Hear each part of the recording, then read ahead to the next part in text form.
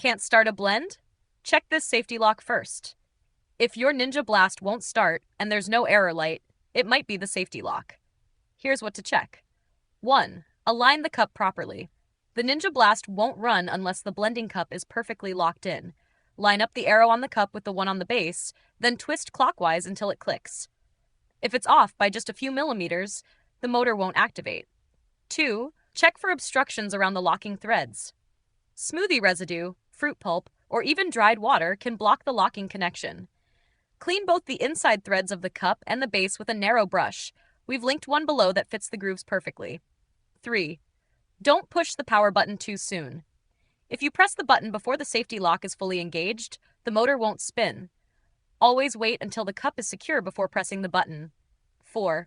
Still not working? Try a reset. Remove the cup, then press and hold the power button for 10 seconds. Reattach the cup, wait for the light to stop flashing, and try again. If your safety lock is clean and lined up, the blender should work normally. If it still won't start, contact Ninja Support using the link in the description. And to avoid this problem in the future, grab the narrow brush set we've linked below. If this helped get you blending again, subscribe to No Filler Fixes for more quick appliance breakdowns. Thanks for watching, and blend easy.